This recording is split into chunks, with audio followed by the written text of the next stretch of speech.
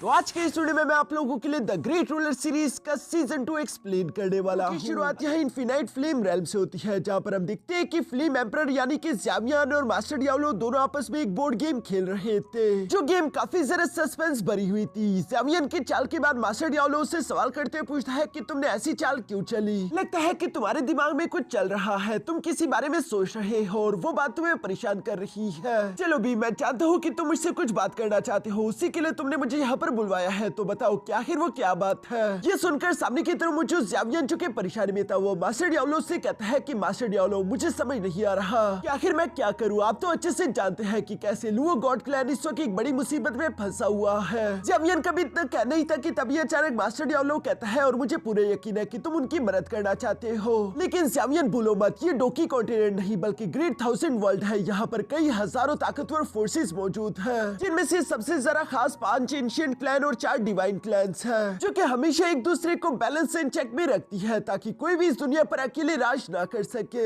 इन clan में से जब किसी क्लैन को डिक्लाइन होता है तो उसके सिर्फ कुछ ही तरीके हैं। पहला तो ये कि उस क्लैन के पास सारा के सारा टैलेंट खत्म हो जाए, या दूसरा ये कि बाकी के सारे क्लैंस मिलकर उसके खिलाफ कोई साजिश रचे और वो उसे पूरी तरीके से कमजोर करके खत्म कर दे। यही इस दुनिया का असूल है, जिसे तुम चाहकर भी नहीं बदल सकते। लुओ गॉड क्लैन भी ब्लड गॉड क्लैन के साथ पिछले कई अरसे से जंगे लड़ रहा है। इन दोनों गॉड क्लैंस में से एक को तो खत्म होना ही होगा, उसके बाद ही एक आगे बढ़ पाएगा। तुम हर एक चीज अपनी मर्जी से कंट्रोल नहीं कर सकते। जो सब सुनकर ज़ावियन यहाँ पर मास्टर डियाब्लो से कहता है, लेकिन मास्टर डियाब्लो, जब मैं ग्रेट थाउजेंड वर्ल्ड में पहली बार आया था तो मैं लुओ टियानशियन से मिला था और उसने मुझे स्पिरिचुअल एनर्जी बनाने में मदद की थी। जैसा कि दोस्तों आप लोगों को तो मालूम है कि डोकी कॉन्टिनेंट पर डोकी एनर्जी का इस्तेमाल किया जाता था, लेकिन जब ज़ावियन इस ग्रेट थाउजेंड वर्ल्ड में आया तो यहाँ पर तो कल्टिवेशन करने के लिए डोकी एनर्जी नहीं बल्कि स्पिरिचुअल एनर्जी की जरूरत पड़ती है। तब के टाइम मास्टर लुओ टियानशियन ने ज़ावियन की मदद की थी ताकि वो उसकी डोकी एनर्जी को स्पिरिचुअल एनर्जी में कन्वर्ट कर सके। और चूंकि लुओ गॉड क्लैन इस वक्त खतरे में है तो ज़ावियन भी कभी एहसान फरामोशी नहीं करता और वो उनकी मदद करना चाहता है। लेकिन मास्टर डियाब्लो ज़ावियन को बताते हैं कि तुम डायरेक्टली इंटरफियर नहीं कर सकते क्योंकि तुम फ्लेम एम्परर हो, तुम्हारा एक स्टेटस है जो कि डिस्टर्ब हो जाएगा। ये सुनकर तो ज़ावियन को अपने सवाल का जवाब मिल चुका था, इसलिए वो मास्टर डियाब्लो का शुक्रिया अदा करने लगा, जिस पर मास्टर डियाब्लो भी मुस्कुराकर कहते हैं कि यकीनन तुमने अपने दिमाग में किसी को सोच लिया है जिसकी वजह से तुम लुओ गॉड क्लैन का फ्यूचर बदलोगे। इस पर ज़ावियन मुस्कुराकर जवाब देते हुए कहता है कि आप बिल्कुल सही समझे। ज़ावियन लुओ गॉड क्लैन की मदद भी स्लुओ लीग के जरिए करेगा और वो ये सब कैसे करने वाला है ये हमें बाद में मालूम होगा। इसके बाद सीन शिफ्ट होकर दूसरी तरफ नॉर्थर्न हेवन स्पिरिचुअल एकेडमी पर आ गया था, जहाँ पर हम इस स्लुओ लीग को देखते हैं जो कि पहले से काफी जरा अलग और खूबसूरत दिखाई दे रही थी और वो चलते हुए धीरे धीरे से यहाँ मुचेन के पास आ गई। मुचेन भी उसका हाथ पकड़ लेता है। हम देखते हैं कि मुचेन भी यहाँ पर पहले से काफी अलग दिखाई दे रहा था। इन्हीं की साइड पर ब्रदर कैंगशेंग और ली जुआनटोंग भी मौजूद थे, जबकि साथ ही साथ यहाँ पर नॉर्थर्न हेवन स्पिरिचुअल एकेडमी के बाकी के सारे डिसाइपल भी एक जगह पर इकट्ठा हुए हैं। यहीं पर हम एक लड़का लड़की को देखते हैं, जहाँ लड़की का नाम मिस जाओ किंगशेंग था और लड़के का नाम मू फेंग यांग था, जहाँ दोनों ही आपस में बातें करते हुए कह रहे थे कि इस बार का ये हंटिंग बैटल वाकई में हिस्ट्री का सबसे बड़ा हंटिंग बैटल होगा, जिसके इनाम भी काफी जरा कमाल के होंगे। मैं तो इसके लिए काफी जरा एक्साइटेड हूँ और हमें जानने को मिलता है कि आज के दिन हंटिंग बैटल की शुरुआत होने वाली है, वही हंटिंग बैटल कॉम्पिटिशन जिसके बारे में हमने सीजन 1 के लास्ट में सुना था। मिस सू जुआन, सू लिंगर और मू काई भी वहीं पर मौजूद थे, जो कि इस हंटिंग बैटल के लिए काफी जरा एक्साइटेड है। ये सारे डिसाइपल आपस में इसी तरह की बातें तो कर ही रहे थे, तभी अचानक इनके सामने एक बड़ा सा पोर्टल ओपन हो गया, जिसके अंदर से हम देखते हैं कि डीन टाइकिंग निकलकर बाहर आ गए, जो कि नॉर्थर्न हेवन स्पिरिचुअल एकेडमी के डीन थे। उन्हें देखते ही सारे के सारे डिसाइपल फौरन से उन्हें ग्रीट करते हैं। उन्हीं के पीछे एल्डर ज़ू टियान और बाकी के एल्डर्स भी यहाँ पर मौजूद थे। मास्टर टाइकिंग यहाँ पर सब लोगों से बात करते हुए कहता है कि मैं उम्मीद करता हूँ कि इस साल तुम सब लोगों को स्पिरिचुअल लाइट एम्पावरमेंट मिल सके। ये खास तरह की ब्लेसिंग है, अगर ये लोग इस हंटिंग बैटल में जीत गए तो इन्हें लास्ट में एम्पावरमेंट ब्लेसिंग मिलेगी, जिसके इस्तेमाल करते हुए इन सब कल्टिवेटर्स के लेवल ब्रेक थ्रू हो सकते हैं। मास्टर टाइकिंग यहाँ पर अपने डिसाइपल से कह रहे थे कि वैसे भी ये तुम लोगों के लिए काफी जरा जरूरी है, क्योंकि थोड़ी अरसे बाद स्पिरिचुअल एकेडमी कंपटीशन आने वाला है, जो सारे के सारे 5 मेजर एकेडमीज के दरमियान एक कंपटीशन होगा और उसमें इन लोगों की रैंकिंग डिसाइड होती है। पिछली बार कंपटीशन के रैंकिंग में northern heaven spiritual academy bottom में आई थी। इस बार के स्पिरिचुअल एकेडमीज कंपटीशन में हम लोगों को कुछ भी करके टॉप 3 के अंदर आना होगा, वरना नॉर्थर्न हेवन स्पिरिचुअल एकेडमी से 5 मेजर एकेडमीज का टाइटल छीन लिया जाएगा।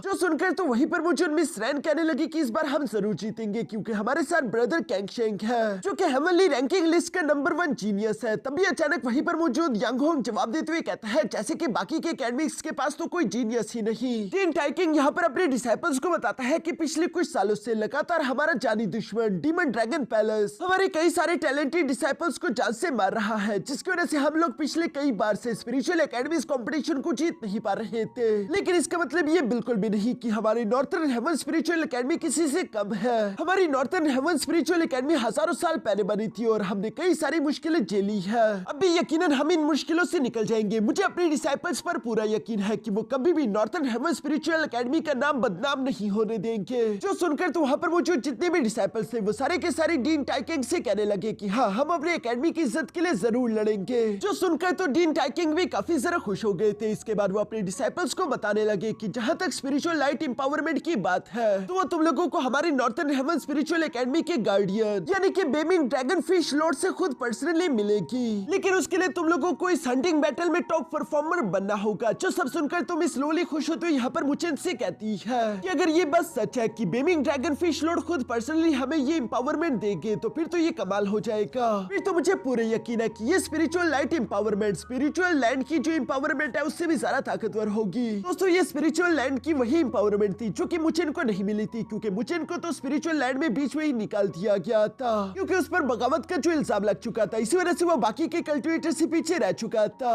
मगर इस बार अगर मुचेन को ये स्पिरिचुअल लाइट एम्पावरमेंट मिल गई तो उसकी कल्टिवेशन काफी तेजी से इम्प्रूव होगी। जो सब सोचते हुए मुचेन कहने लगा कि इस बार मैं इस मौके को बिल्कुल भी अपने हाथ से जाने नहीं दूंगा। मुचेन की ये बातें वहीं पर मौजूद ब्रदर कैंगशेंग और ली जुआनटोंग भी सुन रहा था, जहाँ पर ली जुआनटोंग ब्रदर कैंगशेंग से कहता है कि चाहे यहाँ पर जितने मर्जी पावरफुल कल्टिवेटर्स हो लेकिन तुम सिर्फ मेरे राइवल बनने के काबिल हो। जिस पर ब्रदर कैंगशेंग कहता है कि वो सब हम बाद में सोचेंगे, पहले ये सोचो कि हम इतने स्पिरिचुअल क्रिस्टल कैसे इकट्ठा करें जिससे हम टॉप 3 क्वालिफाइड्स में से आ सके और उसके बाद हमें मौका मिल सकेगा पेलेंटी हाल के 3 जनरल्स को हराने का जो कि हंटिंग बैटल का फाइनल राउंड होगा। अगर इन लोगों ने मिलकर उन 3 जनरल्स को हरा दिया तभी हर एक डिसाइपल को स्पिरिचुअल लाइट एम्पावरमेंट मिल पाएगी, वरना किसी भी डिसाइपल को स्पिरिचुअल लाइट एम्पावरमेंट नहीं मिलनी और सबकी मेहनत जाया हो जाएगी। यहाँ पर ये सब लोग इसी तरह की बातें कर रहे थे लेकिन हम ये हाउ को देखते हैं जिसके इरादे कुछ ठीक दिखाई नहीं दे रहे। फिर दूसरी तरफ डीन टाइकिंग ने फिर से इस कंपटीशन को शुरू कर दिया जिसके लिए हम देखते हैं कि सारे के सारे डिसाइपल्स को स्पिरिचुअल लाइट रेल्म में भेज दिया गया। जिस स्पिरिट लाइट रेल्म के बारे में बताया जाता है कि यहाँ पर कई सारे स्पिरिट किंग स्टेज के बीस्ट होंगे और उन्हीं बीस्ट की बॉडी या फिर उनके आसपास स्पिरिट क्रिस्टल्स की तलाश की जा सकती है। यहाँ पर हर एक कल्टिवेटर का मिशन यही था कि उन्हें ज्यादा से ज्यादा स्पिरिट क्रिस्टल्स इकट्ठा कर देते। जो भी टॉप 3 कल्टिवेटर्स होंगे जिन्होंने ज्यादा से ज्यादा स्पिरिट क्रिस्टल्स इकट्ठा किए होंगे उन्हें मौका मिलेगा 3 गार्डियंस के साथ फाइट करने का, जिन तीनों पर ही सबकी किस्मत डिपेंड करेगी। अगर वो तीनों उन गार्डियन से हार गए तो सब लोगों की मेहनत जाया हो जाएगी। यहाँ पर हम देखते हैं कि जितने भी स्टूडेंट्स थे वो ये सारी बातें सुनने के बाद वहाँ पर मौजूद बीस्ट पर हमला करते उन्हें जान से मारना शुरू कर चुके ताकि वो उनसे स्पिरिट क्रिस्टल्स को इकट्ठा कर सके। और ये सारे के सारे वॉरियर अलग अलग जगह पर एक दूसरे से अलग छोड़े गए थे, जहाँ पर हम देखते हैं कि मुचेन ने भी एक बीस्ट को जान से मार डाला था और वो अपने स्पिरिचुअल कंपास की तरफ देखते हुए कहता है कि मुझे जल्दी से जल्दी मिस लुओली को ढूंढना होगा, पता नहीं आखिर इस वक्त वो कहाँ पर होगी। इसके बाद हम देखते हैं कि सीन शिफ्ट होकर दूसरी तरफ मिस लुओली पर भी आ जाता है जो कि अकेले घूम रही थी। तभी अचानक उसे यी सुनीर की आवाज सुनाई देती है जिसे हम देखते हैं कि ही याओ और साथ ही साथ यांग होंग के साथियों ने पकड़ लिया था, जहाँ यांग होंग और उसके साथी यहाँ पर यी सुनीर को टॉर्चर करते उससे मुचेन की लोकेशन पूछ रहे थे। लेकिन मिस यी सुनीर ने तो साफ साफ मना कर दिया था। वो कहती है कि मैं मर जाऊंगी लेकिन तुम्हें मुचेन की लोकेशन नहीं बताऊंगी, जिस पर तो यांग होंग उसके मुंह पर एक जोरदार थप्पड़ मारता है। साथ ही सर ब्रदर याओ भी यहाँ पर यी सुनीर से कह रहा था कि आराम से बता दो वरना वैसे भी हम तुम्हें जान से मारने से नहीं कतराएंगे। हालांकि ये रूल के खिलाफ था, कोई भी स्पिरिचुअल लाइट रेल्म के अंदर किसी को जान से नहीं मार सकता। लेकिन फिर भी ब्रदर याओ को इस बात की फिक्र नहीं थी। वो यहाँ पर यी सुनीर से कह रहा था कि अगर मरना नहीं चाहती तो उसकी लोकेशन बता दो वरना हम लोगों क्लब के किसी और मेंबर को पकड़कर टॉर्चर करेंगे और उससे मुचेन की लोकेशन तलाश करवाएंगे। मिस यी सुनीर के मना करने पर ब्रदर याओ अपने एक साथी को उससे मारने का इशारा करता है, जहाँ पर अब देखते हैं कि वो अपनी तलवार लेकर यी सुनीर पर भी हमला करने ही वाला था कि तभी अचानक वहाँ पर मिस लुओली पहुंच गई जो कि आते साथ ही फौरन से अपने स्लैश अटैक्स का इस्तेमाल करते हुए सब लोगों को मिस यी सुनीर से दूर कर देती है। जहाँ वो मिस यी सुनीर को बचाते हुए ब्रदर याओ से कहती है कि ही याओ आखिर ये तुम क्या कर रहे हो, जिस पर ब्रदर याओ तो कहता है कि मैं तो कुछ नहीं बस यी सुनीर के साथ मजाक ही कर रहा था, तुम तो बिला वजह ही सीरियस हो गई। इस पर मिस लुओली कहती है कि बकवास मत करो, अगर मैं यहाँ पर वक्त पे ना आती तो तुमने तो यी सुनीर सुनीर को ऑलमोस्ट मरवा ही दिया था। यंग होंग भी यहाँ पर ब्रदर याओ का साथ देते हुए कहता है कि तुम बिना वजह के इल्जाम हम पर ना लगाओ, बल्कि उल्टा तुमने हम पर हमला किया है, और चूंकि तुमने हम पर हमला किया है अब तो हम तुम्हें जाने नहीं दे सकते। अगर तुम चाहती हो कि हम इस बात को बुला दे, फिर तो उसके लिए मुचेन को यहाँ पर आकर अपने घुटनों पर बैठकर हमसे माफी मांगनी होगी। मिस लुवली यहाँ पर इन दोनों की बातें सुनते हुए समझ गई थी कि यकीनन ये दोनों कभी न कोई प्लानिंग करके आए हैं, वरना इन्हें भी बाकी के डिसाइपल्स की तरह स्पिरिट क्रिस्टल्स इकट्ठा करने चाहिए थे। लेकिन देखो ये लोग मुचेन की तलाश कर रहे हैं। दूसरी तरफ यांग होंग यहाँ पर मिस लुवली से कहता है कि तुम्हारे पास ये बर्डन, ये सुनीर है, तुम इसके होते हुए तो यहाँ से नहीं भाग पाओगी। इसलिए वो अपने साथियों को मिस लुवली पर हमला करने का बोल देता है, जो सुनकर मिस लुवली भी यहाँ पर ये सुनीर को नीचे की तरफ रखते हुए अपनी तलवार लेकर फिर से उन वॉरियर्स पर हमला करने लगी। जहाँ पर हम देखते हैं कि मिस लुवली तो अपनी लोअर सोर्ड टेक्निक्स का इस्तेमाल कर रही थी और वो अकेले यहाँ पर इन सब पर बारी पड़ रही है। ये सब लोग मिलकर भी मिस लुवली को नहीं हरा सकते थे और ये बात इन्हें भी अच्छे से मालूम थी। इसलिए हम देखते हैं कि ब्रदर याओ फिर से ये सुनीर पर ही हमला करने की कोशिश करता है, जिसे ब्लॉक करने के लिए मिस लुवली फिर से जंप करते हुए मिस सुनीर के सामने आ गई थी। सबको अब मिस लुवली की कमजोरी के बारे में मालूम हो जाता है कि मिस लुवली को कैसे हराना है। इसलिए हम देखते हैं कि ब्रदर याओ ने यहाँ पर यांग होंग को इशारा कर दिया था कि आगे बढ़ो, जो सभी मिस लुवली की तरफ आने लगे थे। ये देखकर मिस लुवली भी ये सुनीर को अपनी गोद में उठाकर फौरन वहाँ से अपनी जान बचाकर भागने लगी। अगर मिस लुवली अकेले होती तो उसके लिए यहाँ से निकलना मुश्किल नहीं था, मगर चूंकि मिस लुवली के हाथ में भी सी सुनीर भी पड़ी हुई है जो कि इस वक्त बेहोश थी, तो उसकी वजह से मिस लुवली को मुश्किल आ रही थी और इन सब लोगों ने मिस लुवली को चारों तरफ से घेर लिया था। जो देखकर तो मिस लुवली सुनीर को हवा में उछालते हुए फिर से यहाँ सब लोगों पर हमला करते हुए अपने रास्ते से हटा देती है। मगर जब वो ये सब करने में मसरूफ थी तो इसी मौके का फायदा उठाकर हम देखते हैं कि ब्रदर याओ ने भी फिर से अपने डैगर का इस्तेमाल करते हुए मिस लुवली पर हमला कर दिया। जो अटैक इतना सारा फास्ट था कि मिस लुवली उसे देख नहीं पाई और हम देखते हैं कि उस डैगर की वजह से यहाँ मिस लुवली के कंधे पर चोट लग चुकी थी। ब्रदर याओ दूसरी तरफ मिस लुवली को बताता है कि इस डैगर के अंदर पॉइजन लगा हुआ था, यानी कि तुम्हारी बॉडी में पॉइजन इंटर कर चुका है, अब तुम जल्दी पॉइजन से मारी जाओगी। अगर तुम मरना नहीं चाहती तो मैं इसका एंटीडोट तुम्हें दे सकता हूँ, बदले में बस तुम्हें सिर्फ मुझे मुचेन की लोकेशन बतानी होगी। लेकिन दूसरी तरफ हम देखते हैं कि मिस लुवली इसके लिए एग्री नहीं होती और वो फाइट करने के लिए तैयार हो गई थी। ये देखकर तो ब्रदर याओ को काफी गुस्सा आ गया था और वो गुस्सा होते हुए कहता है कि तुम बहुत ही जिद्दी हो। जो कहती है वो अपने डैगर से लुवली पर हमला कर देता है। हम देखते हैं कि उसके बाकी के सारे साथियों ने भी एक साथ मिस लुवली पर हमला बोल दिया था। जो सारे अटैक तेजी से मिस लुवली की तरफ आ रहे थे, मिस लुवली के पास बचने का कोई रास्ता नहीं बचा था। इसलिए हम देखते हैं कि वो फिर से हवा में जंप कर देती है, जिसके बाद उसने अपने सोर्ड टेक्निक का इस्तेमाल करते हुए नीचे की तरफ इस पहाड़ी की जमीन पर ही हमला कर दिया। इस अटैक के कारण हम देखते हैं कि वहाँ चारों तरफ धुआं धुआं हो गया था और जब धुआं हटा तो हमें देखने को मिलता है कि मिस लुवली वहाँ से इस सुनीर को उठाकर भाग चुकी थी, जिस पर तो ब्रदर याओ गुस्सा होते हुए कहता है कि फौरन उसे ढूंढो। इसके बाद सीन शिफ्ट होकर दूसरी तरफ मिस लुवली पर आ गया था, जो कि मिस ये सुनीर को उठाकर यहाँ केव में आ चुकी थी और वो ये सुनीर की तरफ देखते हुए कह रही थी कि ब्रदर याओ तो एक नंबर का कमीना है, आखिर उसने ये सुनीर पर इस तरह से अटैक क्यों किए होंगे। वो ये सुनीर को क्या जान से मारना चाहता था, पर ये तो रूल्स के खिलाफ है। क्या उसे एकेडमी की पनिशमेंट से डर नहीं लग रहा? आखिर वो ये सब क्यों कर रहा है और उसे मुचेन की ही तलाश क्यों है? मिस लुवली यहाँ पर इसी तरह के सवाल कर ही रही थी, तभी अचानक उसे कीव के अंदर किसी के आने की हट सुनाई देती है, जिसकी वजह से वो फिर से अपनी तलवार लेकर अटैक करने के लिए तैयार हो गई। जहाँ वो लास्ट मोमेंट पर फिर से हमला कर देती है और उसे अचानक से देखने को मिला कि ये तो कोई और नहीं बल्कि मुचेन था, जिसने सिर्फ अपनी 2 उंगलियों से उसकी तलवार को ब्लॉक कर दिया था। और वो कह रहा था कि लुवली आखिर तुम ये क्या कर रही हो? क्या तुम अपने ही हस्बैंड को जान से मारना चाहती हो? मिस लुवली तो उसकी ये बात सुनकर अपनी तलवार को गायब कर देती है। उसके साथ ही मिस लुवली की हालत भी थोड़ी सी खराब हो गई थी, जो देखकर तो मुचेन फिर से उसके पास आते हुए कहता है कि आखिर तुम्हें क्या हुआ? क्या तुम्हें किसी ने जहर दिया है? क्या तुमने इसका एंटीडोट भी हासिल कर लिया है? जिस पर दूसरी तरफ मिस लुवली मुचेन से कहती है कि जरा फिक्र मत करो, मैंने ऑलरेडी एंटी पॉइजन पिल खा ली है, जहर का असर थोड़ा स्लो हो चुका होगा। लेकिन मुचेन तो जहर की तरफ देखते हुए कहता है कि नहीं, इसका एंटीडोट ढूंढना ज्यादा जरूरी है। ये कहते हुए मुचेन ने यहाँ पर मिस लुवली के कंधे का जख्म देख लिया था, साथ ही साथ वो वहीं पर मौजूद ये सुनीर की भी हालत देख लेता है, जिससे मुचेन को सब कुछ समझ आ गया और वो मिस लुवली और ये सुनीर का बदला लेने के लिए वहाँ से जाने लगा। लेकिन तभी लुवली मुचेन को रोकते हुए कहती है कि ऐसा मत करो, हम ब्रदर याओ के साथ अपने हिसाब बाद में चुकता कर लेंगे। फिलहाल तुम्हें इस हंटिंग बैटल पर ध्यान देना चाहिए ताकि तुम स्पिरिचुअल लाइट एम्पावरमेंट हासिल कर सको। उसके लिए तुम्हें बहुत सारे स्पिरिट क्रिस्टल्स इकट्ठा करने होंगे।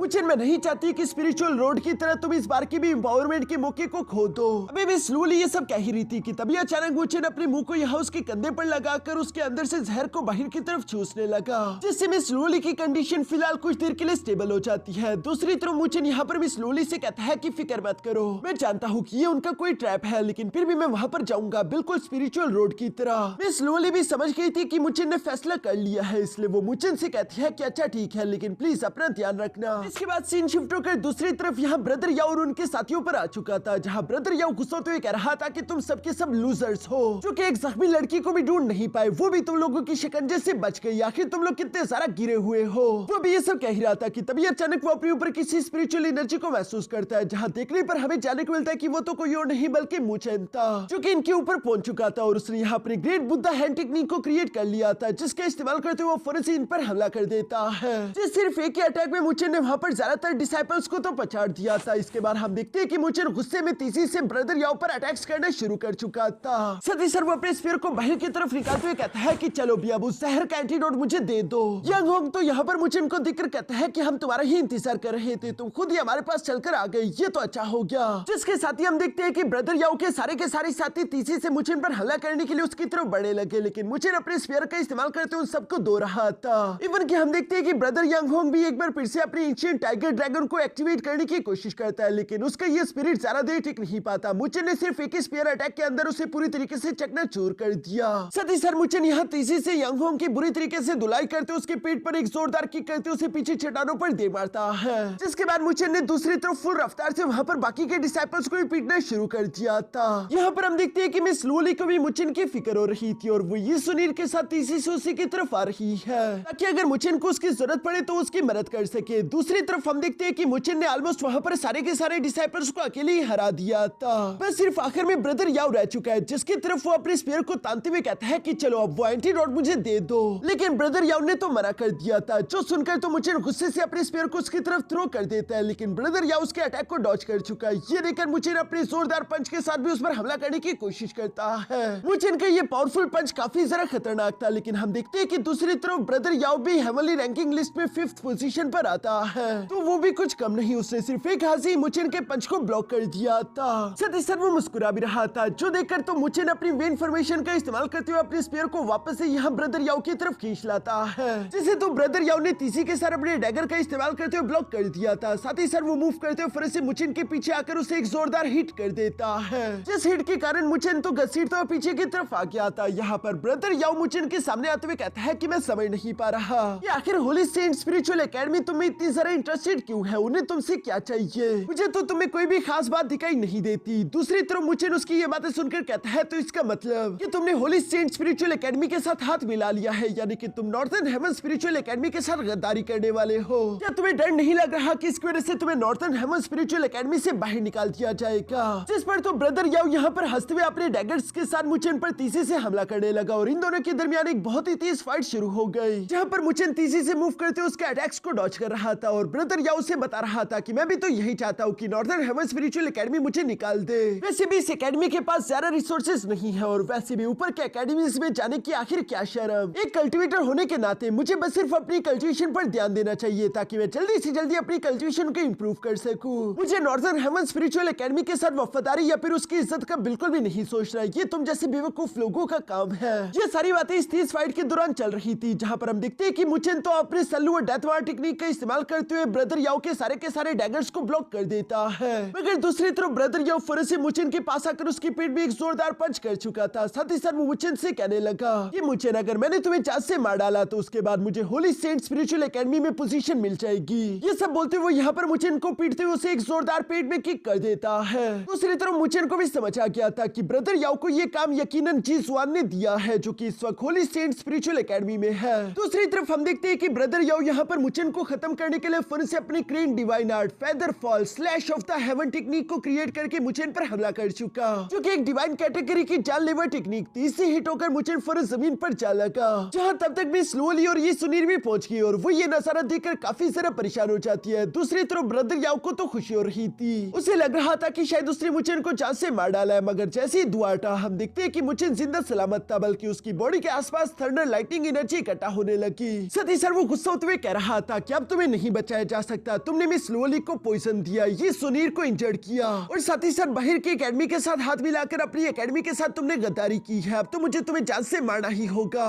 ये सब कहते हुए हम देखते हैं कि यहाँ पर मुचेन ने काफी कूल तरीके से फिर से अपनी थंडर बॉडी को एक्टिवेट कर लिया था। जिस थंडर बॉडी टेक्निक की वजह से यहाँ पर मुचेन की बॉडी ट्रांसफॉर्म हो चुकी थी, उसके चेहरे पर एक हाफ मास्क आ चुका था। साथ ही साथ मुचेन की बॉडी ऑलमोस्ट इनविंसिबल हो चुकी थी, यानी कि उसकी बॉडी पर ज्यादातर अटैक्स काम नहीं करेंगे। ये देखकर तो ब्रदर याओ हैरान होते हुए कहता है कि आखिर तुम्हारे तुम्हारे पास थंडर बॉडी कैसे आ गई? ये तो इम्पॉसिबल है। इवन कि ब्रदर कैंगशेंग ने भी कई बार थंडर बॉडी को मास्टर करने की कोशिश की, लेकिन वो हर बार इसमें फेल हो गया। ये तो बिल्कुल इम्पॉसिबल है। आखिर तुम इस डिवाइन आर्ट को कैसे मास्टर कर सकती हो? ऐसा नहीं हो सकता। इवन कि मिस लुओली और ये सुनील भी ये देखकर काफी ज्यादा सरप्राइज हो गई थी। दूसरी तरफ हम देखते हैं कि मुचेन यहाँ पर गुस्से के साथ ब्रदर याओ से कहने लगा कि याओ तुम मरने के लिए तैयार हो जाओ, तुम्हारे मरने का समय आ चुका है। जो सुनकर तो ब्रदर याओ यहाँ पर आखिरी कोशिश करते हुए फिर से मुचेन के पास आकर उसे जोरदार पंच करने की कोशिश करने लगा ताकि शायद वो मुचेन को हरा सके। इसी सोच में उसने मुचेन पर अटैक करने शुरू कर दिए थे। वो मुचेन से कह रहा था कि क्या हुआ अगर तुम्हारे पास थंडर बॉडी आ चुकी है, फिर भी मैं तुम्हें जान से मार सकता हूँ। तुम्हें मालूम नहीं तुम्हारे पास अगर ये थंडर बॉडी है फिर भी मेरी कल्टिवेशन तुमसे ज्यादा है। मैं almost half step heavenly completion stage में इंटर करने वाला हूँ। तुम्हारी कल्टिवेशन मेरे सामने काफी ज्यादा कम है। मैं तुम्हें जान से मार डालूंगा। ये कहते हुए लगातार मुचेन पर हमले करते जा रहा था, लेकिन उसका कोई भी अटैक मुचेन की बॉडी पर असर नहीं कर रहा। मुचेन तो ऐसे खड़ा था जैसे कि उससे कुछ भी फर्क नहीं महसूस हो रहा।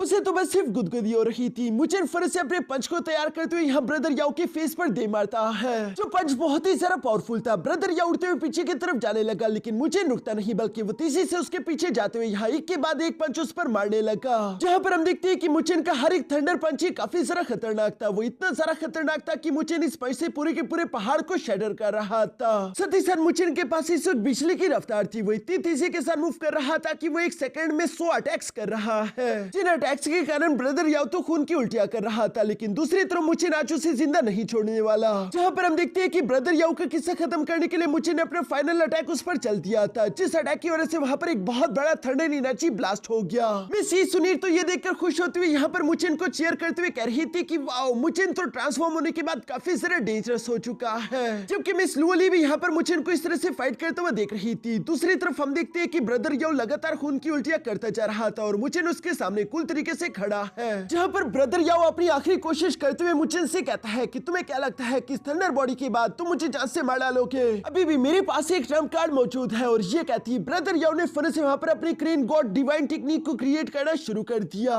जिसमें हम देखते हैं कि वो यहाँ पर हेवनली डीमन क्रेन को समन कर लेता है, जो कि अर्थ बीस्ट रैंकिंग लिस्ट में 26 रैंक पर आता था। ये बीस्ट वैसे तो काफी ज्यादा ताकतवर है, लेकिन दूसरी तरफ मुचेन के पास भी उसका जिन्यू बर्ड है, जिसे मुचेन एक ही हाथ के इशारे से फौरन बाहर की तरफ बुलवा चुका। जहाँ पर हम देखते हैं कि ये दोनों ही पावरफुल बीस्ट सीधे जाकर हवा में एक दूसरे से टकरा गए और इनके टकराव की वजह से वहाँ पर एक बहुत ही ज्यादा टेरिफाइंग ब्लास्ट हुआ, जिस ब्लास्ट की एनर्जी बहुत ही ज्यादा खतरनाक थी। और इस ब्लास्ट का इफेक्ट खत्म होने के बाद हम देखते हैं कि ब्रदर याओ पूरी तरीके से हार चुका था। मुचेन ने उसकी छाती पर पैर रखा हुआ है, जहाँ पर मुचेन अपने थंडर पंच को तैयार करते हुए ब्रदर याओ से कहता है कि मरने के लिए तैयार हो जाओ। और ये कहती है मुचेन ने ब्रूटली फिर से अपने फाइनल थंडर पंच के साथ ब्रदर याओ पर हमला कर दिया, जो अटैक बहुत ही ज्यादा टेरिफाइंग था। और इसी के साथ हम देखते हैं कि मुचेन ने यहाँ पर ब्रदर याओ की जान ले ली। तो नेक्स्ट एपिसोड की शुरुआत दोबारा से यहाँ पर इन्फिनाइट फ्लेम रेल्म से शुरू होती है, जहाँ पर हम देखते हैं कि फ्लेम एम्परर ज़्यामियन और मास्टर याओ आपस में बोर्ड गेम खेल रहे थे। और हर बार ये देखकर तो अब मुझे ज़्यामियन पर हंसी आने लगी है। ऐसा लगता है कि मास्टर याओ और ज़्यामियन दोनों ही रिटायर हो चुके हैं और अब वो सारा दिन बस यही गेम्स खेलते रहते हैं। आपको क्या लगता है कमेंट में जरूर बताना। इसके बाद हम देखते हैं कि यहाँ पर गेम को खेलते खेलते अचानक से ज़्यामियन मुस्कुराते हुए कहता है कि ये लड़की भी ना, जो कहते हुए वो साइड की तरफ देखते हैं और हमें यहाँ पर एक वार्म होल का सीन दिखाया जाता है, जिसके अंदर एक लड़की तेजी से यहाँ इन्फिनाइट फ्लेम रेल्म की तरफ बढ़ रही थी। साथ ही सर वो कह रही थी कि फादर मैं आ गई, और ये कहती वो सिर्फ एक ही हाथ के इशारे से space time crack portal open करते उसके अंदर से निकलकर बाहर आ गई। जहाँ पर हमें जानने को मिलता है कि ये लड़की असल में कोई और नहीं बल्कि बैटल थ्रू द हेवन के अंदर जो ज़्यामियन की क्यूट बेटी थी ज़्याओ ज़्याओ, ये वही है। और अब वो बड़ी हो चुकी थी, जो कि बाहर की तरफ आती है। यहाँ पर सबसे पहले मास्टर याओ और ज़्यामियन दोनों को ग्रीट करती है। दूसरी तरफ ज़्यामियन ज़्याओ ज़्याओ को देखते हुए कहता है कि ज़्याओ ज़्याओ तुमने तो अपनी मॉम से प्रॉमिस किया था ना कि जब तक तुम्हारा लेवल ब्रेक थ्रू नहीं हो जाता तुम सेक्लूशन से बाहर नहीं आओगी। जो सुनकर तो ज़्याओ ज़्याओ मुंह बनाते हुए कहती है कि हर वक्त कल्टिवेशन करते हुए बस सिर्फ लेवल पर लेवल ब्रेक थ्रू करना, आखिर इसमें क्या ही मजा है, ये काम काफी बोरिंग है। और मुझे तो ये भी समझ नहीं आ रहा कि आखिर मैं इतनी सारी कल्टिवेशन का करूंगी क्या।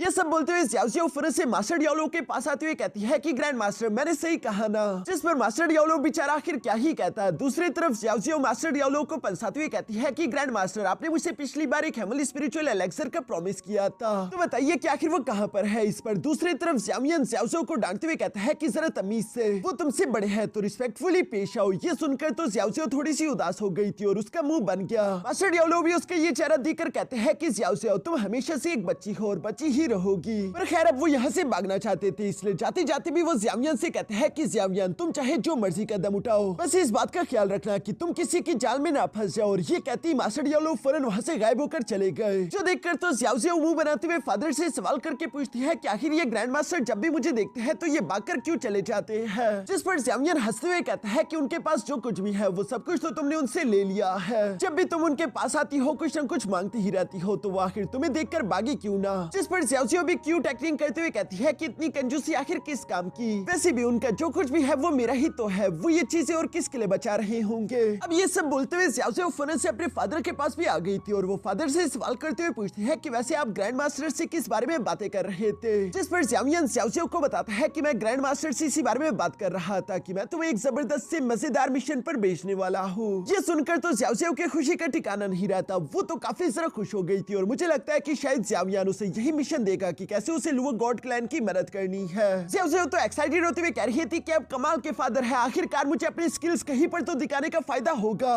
फिर तभी अचानक बैकग्राउंड में हमें यहाँ पर क्वीन मेडुसा की आवाज सुनाई देती है, जो कि ज़ियाओ ज़ियाओ को डांटते हुए कह रही थी कि जब तक तुम सोवरेन लेवल में नहीं पहुंच जाती तब तक तुम यहाँ से कहीं नहीं जाने वाली, और अगर तुमने मेरी बात ना सुनी तो तुम इनफिनाइट रेल्म से अगले 3 साल तक बाहर नहीं जा पाओगी। जो सब सुनकर तो एक बार फिर से ज़ियाओ ज़ियाओ उदास हो जाती है और वो उदास होते हुए कहती है लेकिन ऑलमोस्ट मैं सोवरेन स्टेज तक तो पहुंच ही चुकी हूँ, अब तो मुझे कुछ मजेदार करने दो। दूसरी तरफ ज़ियाओयान ज़ियाओ ज़ियाओ को समझाते हुए कहता है कि तुम तो जानती ही हो कि तुम्हारी मॉम का गुस्सा कितना खतरनाक है। जिस पर ज़ियाओ ज़ियाओ मुंह बनाते हुए कहती है कि सिर्फ जुनीर मॉम ही मुझे सच में प्यार करती है, जबकि मेरी असली मॉम तो जब देखो मुझ पर गुस्सा करती रहती है। ये सब बोलते हुए ज़ियाओ ज़ियाओ वहाँ से चली गई, जबकि ज़ियाओयान भी उसकी बातें सुनकर मुस्कुरा रहा था। इसके बाद सीन शिफ्ट कर वापस से यहाँ नॉर्थर्न हेवन स्पिरिचुअल एकेडमी के उसे हंटिंग बैटल पर आ जाता है, जहाँ पर हम सबसे पहले ली जुआनटोंग और ब्रदर कैंग शेंग को देखते हैं, जिन्हें इस बात के बारे में मालूम हो चुका था कि मुचिन ने कैसे ब्रदर याओ को जान से मार डाला है, जबकि बाकी के सारे डिसाइपल्स को भी मालूम हो जाता है कि ब्रदर याओ एक गद्दार था और इसी वजह से मुचिन ने उसे जान से मार डाला। लेकिन अब सब लोगों को फिक्र भी हो रही थी कि आखिर 3 चैनल्स के साथ फाइट कौन करेगा,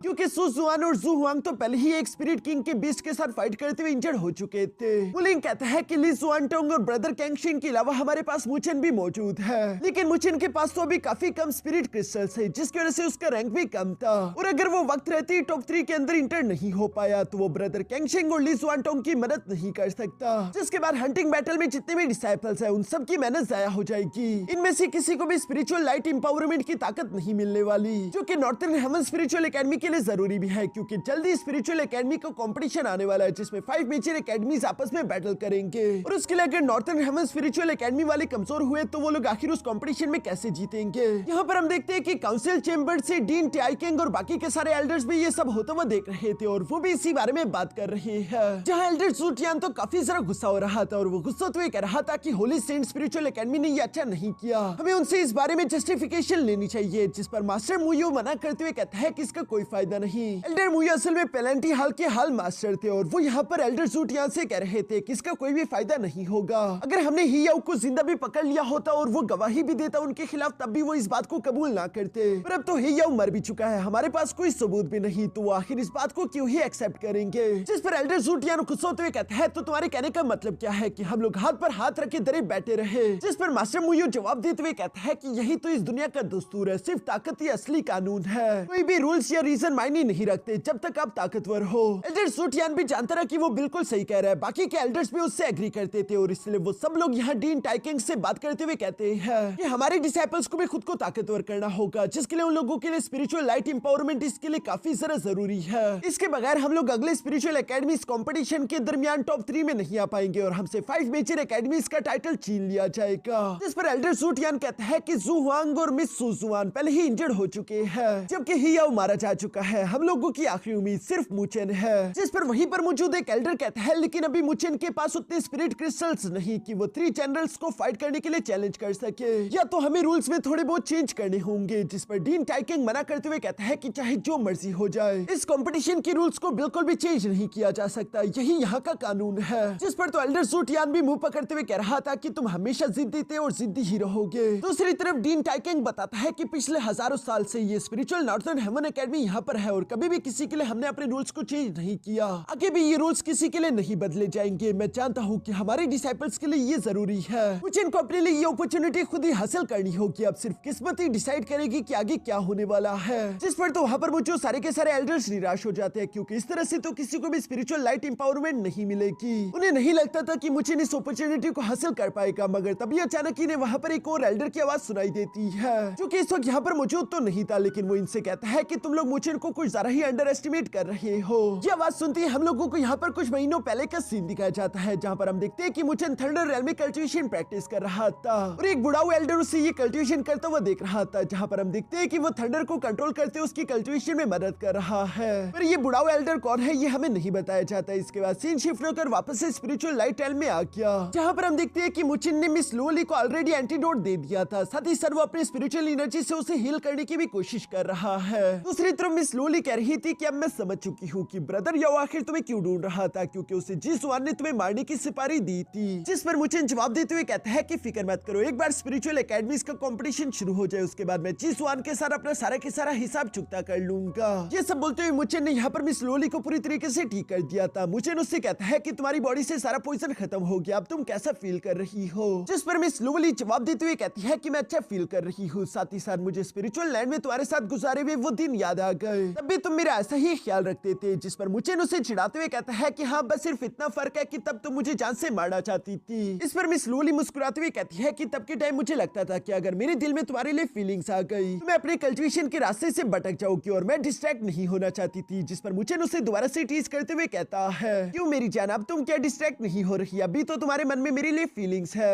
ये सब वो प्यार से बोल रहा था। जिस पर मिस लोली भी कहती है कि तुम हमेशा मुझे चिढ़ाते रहते हो। जो सब बोलते हुए मिस लोली यहाँ पर अपने स्पिरिट वैल्यू कार्ड के अंदर देखती है कि मुचिन का तो स्पिरिट क्रिस्टल रैंकिंग में 15 रैंक था और वो ये देखकर परेशान होने लगी। जिस पर मुचिन कहता है कि फिक्र मत करो, मैं जल्दी टॉप 3 में आ जाऊंगा। लेकिन मिस लोली उसे बताती है कि हमारे पास ज्यादा समय नहीं है। मुचिन जवाब देते हुए कहता है कि मुझे ज्यादा समय की जरूरत भी नहीं, बस मुझे सिर्फ एक मुश्किल काम करना होगा। मिस लोली समझ गई थी कि मुचिन एक स्पिरिट किंग लेवल के बीस्ट को मारना चाहता है, जो कि एक हेवनली कंप्लीटेशन स्टेज के पीक लेवल जितना ताकतवर होता है। इवन कि स्पिरिट किंग लेवल के बीस्ट को तो मिस सू जुआन और जू हुआंग दोनों मिलकर भी नहीं मार पाए थे।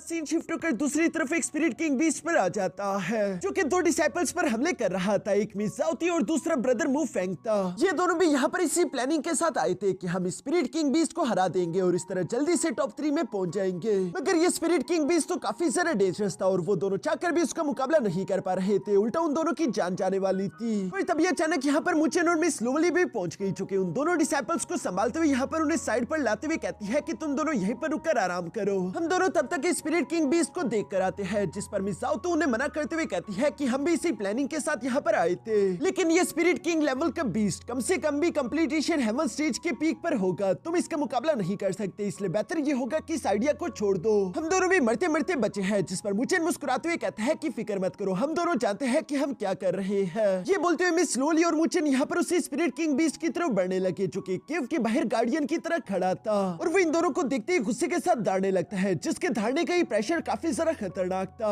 मिस लोली तो स्पिरिट किंग बीस्ट की तरफ देखते हुए कहती है कि ये तो ब्रदर याओ से भी काफी ज्यादा खतरनाक है, आखिर हम इसका मुकाबला कैसे करेंगे। जिस पर मुचिन जवाब देते हुए कहता है कि मैंने सिर्फ थंडर रेल में थंडर बॉडी ही हासिल नहीं की, मैंने वहाँ पर अपना लेवल भी ब्रेक थ्रू किया है, जिसकी वजह से मैं अब हेवनली ट्रांसफॉर्मेशन के अर्ली लेवल पर पहुंच चुका हूँ, हम दोनों जरूर जीतेंगे, तुम बस सिर्फ भरोसा रखो। और ये कहती ये दोनों तेजी से उस स्पिरिट किंग बीस्ट की तरफ भागने लगे, जहाँ पर हम देखते हैं कि वो स्पिरिट किंग बीस्ट भी ये देखकर फौरन कुछ चट्टानों को बाहर की तरफ निकालते हुए इनकी तरफ थ्रो करना शुरू कर चुका, जिन्हें ये दोनों डॉज कर रहे थे। इवन कि मुचिन ने अपने सल्लू और डेथ मार टेक्निक का इस्तेमाल करते हुए उस बीस्ट पर हमला करने की कोशिश की, लेकिन वो जमीन के अंदर से कुछ चट्टानों को निकालते उस अटैक को ब्लॉक कर लेता है, जो देखकर तुम इस स्लोली फौरन से अपनी तलवार को बाहर की तरफ निकालते उस चट्टान को तोड़ देती है। यहाँ पर हम देखते हैं कि मुचिन ने भी अपने स्पीयर को बाहर की तरफ निकाल लिया था और ये दोनों ही अपने अपने वेपन के साथ स्पिरिट बीस्ट किंग पर हमला कर देते हैं, लेकिन मुचिन देखता है कि इनके वेपन्स का तो उस पर कोई भी असर नहीं हो रहा, उसकी बॉडी काफी ज्यादा स्ट्रॉन्ग थी, साथ ही साथ वो अपने हाथों को यहाँ पर नाइफ क्रिस्टल्स की तरह कन्वर्ट करते हुए तेजी से मुचिन और मिस लोली पर अटैक्स करना शुरू कर चुका,